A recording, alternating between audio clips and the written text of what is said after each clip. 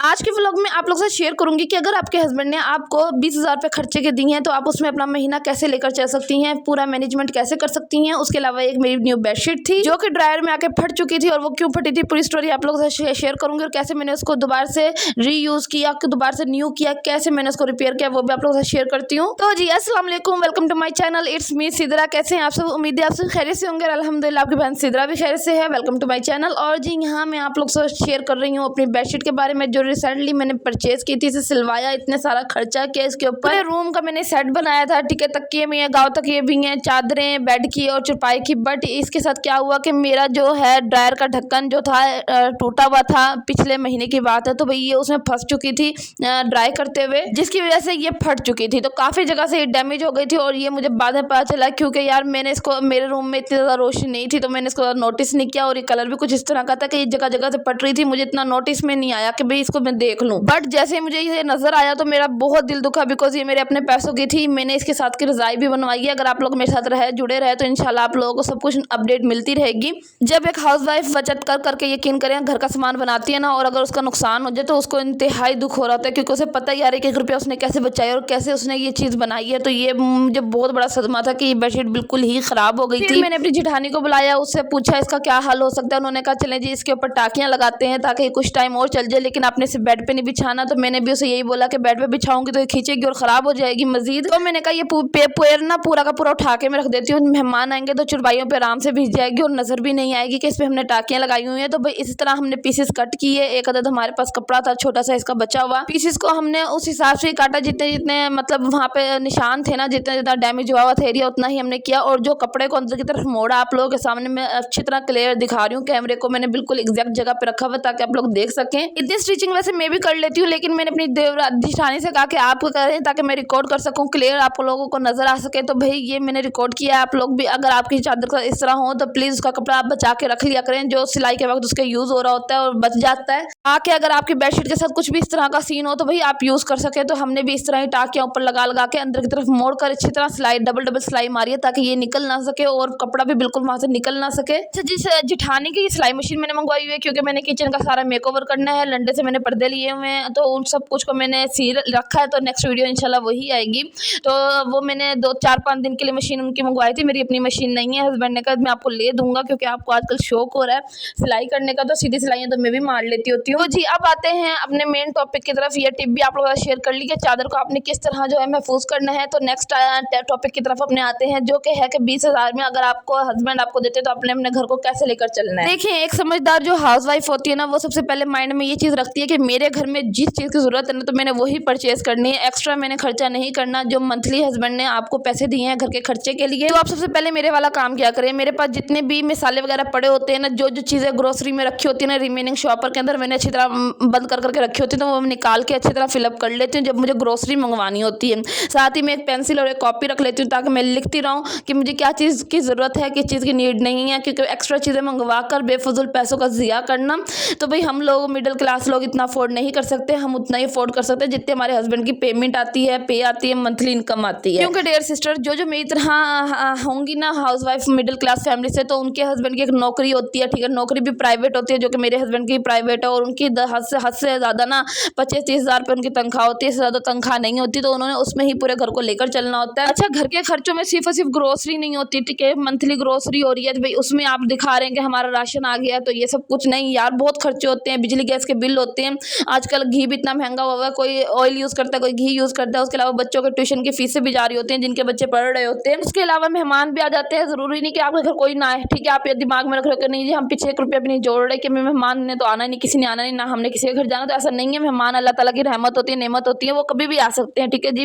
और अल्लाह ताला खुश होते हैं जिन घर में मेहमान नवाजी की जाती है, तो उसके लिए भी थोड़े पैसे साइड पे रखें। और उसके अलावा बच्चों वाले घर के अंदर बीमारी शिमारी भी जो है वो भी आती रहती है। अल्लाह ताला हर बच्चे को महफूज रखे, अपने ज़मान में रखे, आमीन सुम आमीन। उनके सदके मेरे बच्चों को भी रखे, आमीन सुम आमीन।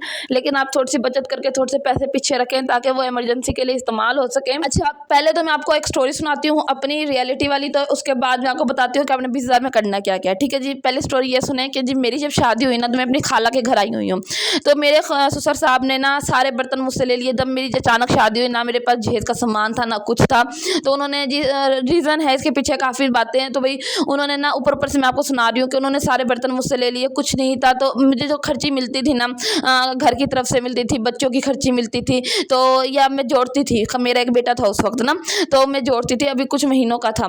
तो जितने भी उसकी पैदाइश में मिले और वैसे भी मुझे मिले, शादी के वक्त मिले, मैंने सारे जोड़े हुए थे पीछे।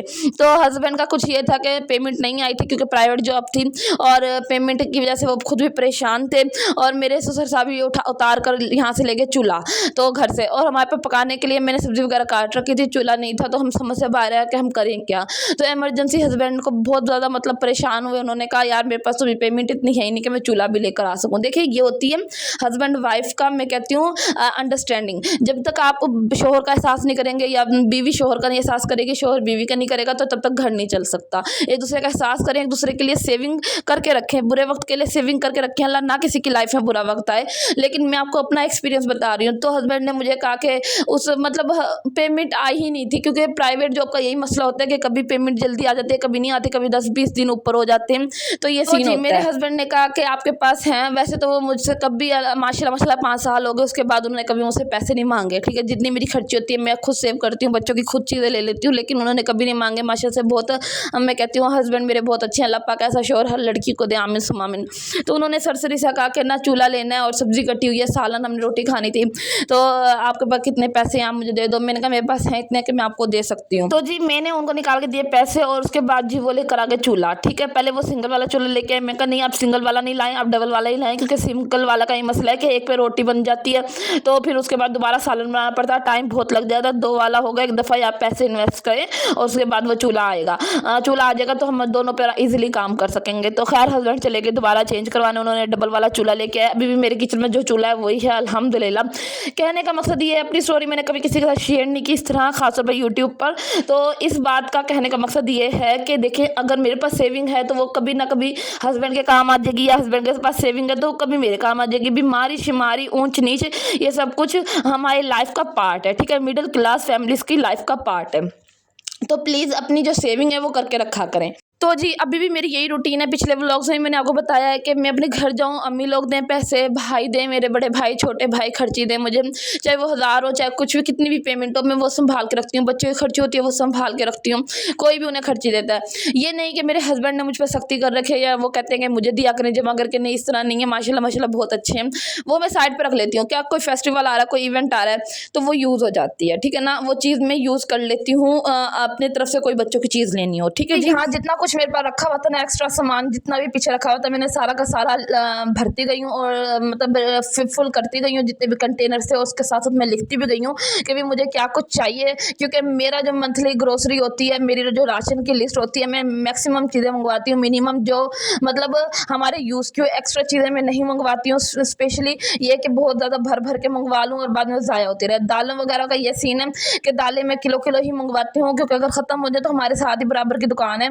वहाँ से दालें वगैरह मिल जाती है तो मंगवा लेते हैं। और ये किलो वाला पैकेट मैंने आज ही हस्बैंड से मंगवाया, क्योंकि ग्रोसरी का सामान खत्म हुआ था, तो भाई ये मैंने किलो का पैकेट मंगवाया ताकि अभी यूज़ हो जाए। तो बाद में मैं ग्रोसरी की इंशाल्लाह वीडियो भी आप लोगों के साथ शेयर करूँगी, किस तरह मैं अपनी ग्रोसरी जो है वो अरेंज करती हूँ, ऑर्गेनाइज करती हूँ, स्टोर करती हूँ। ठीक है जी, वो किस तरह कि यार मेरे पास कितना एक्सपीरियंस नहीं था जब मेरी शादी हुई, ना मुझे कुकिंग आती थी, ना मुझे घर को मैनेजमेंट लेकर करके करना आता था कि कैसे मैनेजमेंट करते हैं, कैसे ऑर्गेनाइज करते हैं हर चीज़ को, वेल ऑर्गेनाइज हर जगह को कैसे करते हैं। मतलब मुझे कुछ नहीं आता था, मैं एक बच्ची थी और जो कि पढ़ लिख रही थी और अचानक शादी होगी। तो लेकिन मैं माशाल्लाह आज इतनी एक्सपर्ट हो गई हूँ ना अकेली। तो माशाल्लाह हर चीज़ जब सर पे पड़ी है ना, मेरी अम्मी सही कहती थी, सर पे पड़ेगी ना सिद्धरा के सिद्धरा को हर चीज़ आ जाएगी। तो माया हमारी ऐसे ही कहती हैं। लाख लाख लाख शुक्र है, काफ़ी कुछ सीख गई हूँ, इस काबिल हूँ कि आप लोगों को दिखा सकूँ और बता सकूँ कि मैं ये काम कर रही हूँ और एग्जैक्ट कर रही हूँ। ठीक है जी। अच्छा जी, कुछ बहनें कहती हैं आप बहुत स्पीड से बोलती हैं, तो यार प्लीज़ आप वो कर लिया करें, मीन्स के कोई बात नहीं, मैं स्पीड से बोलती हूँ, मेरी हैबिट है स्टार्ट से ही ना। तो मैं आज से भी बोलूँ तो फिर भी वो स्पीड ही लग रही होती है, तो कोई बात नहीं। ठीक है जी। अच्छा जी, एक और बात आप लोगों को बता दूं। अच्छा, हस्बैंड ने हमें 20,000 रुपये दिए ना, एक एग्जाम्पल की बात है, ठीक है, कि उसमें हमने राशन लेकर चलना है और हमने लेकर चलना है, उसमें सब्जी को लेकर चलना है, ठीक है, और थोड़े से पैसे पीछे रखने हैं। देखिए 10,000 में आप लिस्ट बनाएं कि आपको क्या क्या चीज़ें चाहिए किचन से रिलेटेड, ठीक है, खाने पीने से रिलेटेड। 10,000 में आप सारा कुछ लिया है, जो आपकी ग्रोसरी है, राशन है, किचन का, दालें चीनी सर्फ वगैरह हर चीज़ लेकर आ जाए। ठीक है, एक लिस्ट को मैं कहती हूँ हाथ को कंट्रोल करके लिस्ट बनाए, ये नहीं कि शाह खर्च हो जाए और उस हिसाब से लिस्ट बनाए। हमारे 10,000 लग गए, 10,000 पीछे रह गए, उसका मैं बताती हूँ कि आपने क्या करना है। अच्छा जी, यहाँ पे आपको मैं बॉक्स दिखा रही हूँ जिसको मैंने रिपेयर किया हुआ है। ये नीचे गिर के ना तिड़क गया था, मतलब टूट गया था, तो इसको मैंने टेप लगा के रिपेयर किया हुआ है। अब इसको दिखाने का मकसद ये नहीं है कि मैं एक बॉक्स नहीं ले सकती और मैंने इसको इस्तेमाल किया, मैं बहुत गरीब हूँ, अल्लाह माफ़ करे, ऐसा कुछ नहीं है। मैं आपको ये दिखा रही हूँ कि अगर आप लोगों के बस में होता है कि चीज़ को रीयूज़ करें, ठीक है, उसको इस्तेमाल कर सकें। और ये आपको यकीन करेंगे कि 4 से 5 महीने हो गए मैं इस बॉक्स को यूज़ कर रही हूँ अपनी साफियाँ रखने के लिए, मतलब रोटियों वाले रुमाल वगैरह रखने के लिए। तो सिर्फ और सिर्फ मैंने इसको टेप लगा के रीयूज़ कर लिया है। तो आप लोग भी प्लीज़ चीज़ों को फेंका नहीं क्या करें। और उसके अलावा आप मेरे चैनल पर देख सकते हैं कि 100 रुपये वाली सेल से मैंने क्या क्या शॉपिंग की। तो मैं सस्ती से सस्ती शॉपिंग दिखाती हूँ और मेरे किचन में अगर आप चाहेंगे कमेंट करेंगे तो नेक्स्ट वीडियो में आप लोगों को दिखाऊंगी कि मैंने क्या कुछ जो है सेल वाली शॉप से लिया हुआ है, अच्छे से अच्छा मटेरियल। ठीक है, यहाँ मैं आपको जो टॉवल दिखा रही हूँ यार, ये मैंने टॉवल ने एक शर्ट के अंदर से ना 2 शर्ट्स थी मेरे पास एक ही तरह की, तो वो मैंने कटिंग कर ना, तो मैंने अच्छे अच्छे छोटे छोटे टॉवल से बना लिए और इनको खुद ही स्टिच किया हुआ है। आपको सिलाई भी मैंने स्टार्ट में दिखाई है, तो खुद स्टिच किया हुआ। अच्छा, इसका क्या सीन है, ये क्यों स्टिच कर रखे हैं थोड़े मोटे मोटे टॉवल की तरह।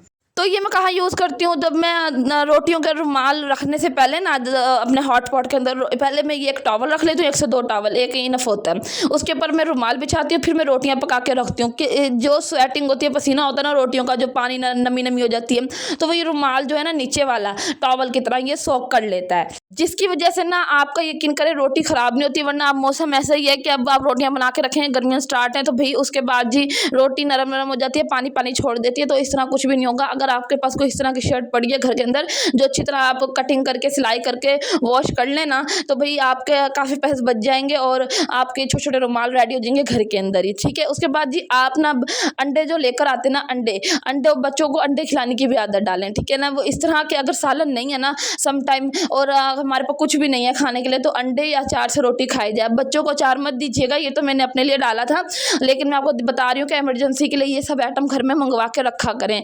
सम टाइम नहीं होती रोज सालन, तो बंदा किसी ना किसी चीज़ से मैनेज कर लेता है। ये नहीं कि हर वक्त ही बच्चों को रोटी सालन की आदत डाली हुई है और फिर उसके बाद नहीं है इतना। यार सम टाइम हो जाता है, ऐसा बुरा वक्त किसी के पास ना किसी के घर ना लेकर आए, आमीन सुमामिन, के सालन बनाने के लिए पैसे भी ना हो, अल्लाह माफ़ करे।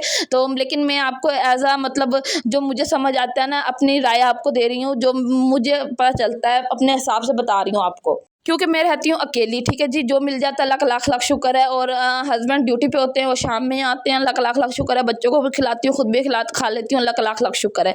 तो अल्लाह का शुक्र अदा क्या करें, जब भी राशन आया करो उसमें बिस्मिल्लाह पढ़ के फूका करें। खाते वक्त कोई भी काम घर में कर रहे हैं तो आप अल्हम्दुलिल्लाह का विर्द लाज़मी रखें। जिस घर के अंदर अल्हम्दुलिल्लाह और इस्तग़फ़ार का विर्द होता है ना, मैं गारंटीड ये बात कहती हूँ कि उस घर में अल्लाह ताला बेहिसाब रिज़्क़ देता है, क्योंकि हम इस्तग़फ़ार भी करते हैं, अल्लाह से तौबा भी करते हैं और अल्हम्दुलिल्लाह भी करते हैं कि अल्लाह ताला ने हमें हर हाल में खुश रखा हुआ है। काम करते हुए, मशीन लगाते हुए, खाना बनाते हुए, बर्तन धोते हुए, खासतौर पे हाउस वाइफ, अल्लाह का लाख लाख शुक्र अदा किया करें। जब आप घर में राशन लेकर आती हैं तब उसको देख के अल्लाह का शुक्र अदा किया कि अल्लाह जी आपका लाख लाख शुक्र है कि मैं लाखों से बेहतर हूँ, क्योंकि किसी के पास तो ये खाने के लिए एक वक्त की रोटी नहीं होती। अल्लाह माफ़ करे, अल्लाह माफ़ करे, अल्लाह का लाख लाख शुक्र है।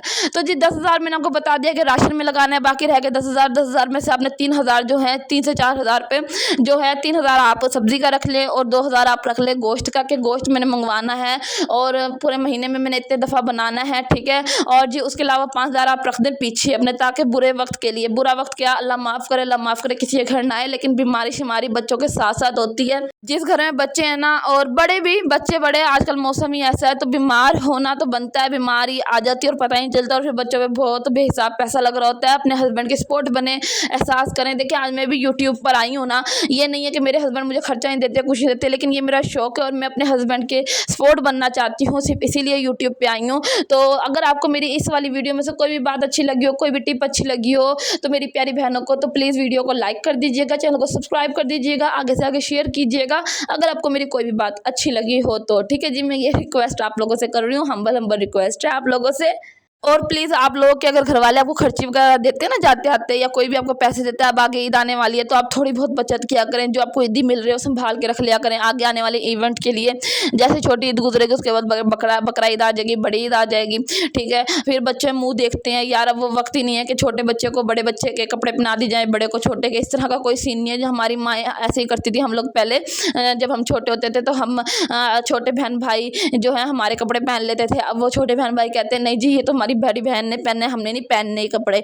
तो हर बच्चा ये चाहता है उसे अच्छे से अच्छा ड्रेस मिले, अच्छे से अच्छी फैसिलिटीज़ मिलें जो दूसरों को मिल रही हैं बच्चे, वरना बच्चे ऐसा कमतरी में आ जाते हैं। मैं आपसे यही रिक्वेस्ट करूँगी कि अपने बच्चों का ख्याल रखें, अपना ख्याल रखें, घर को एक मैनेजमेंट के साथ लेकर चलें।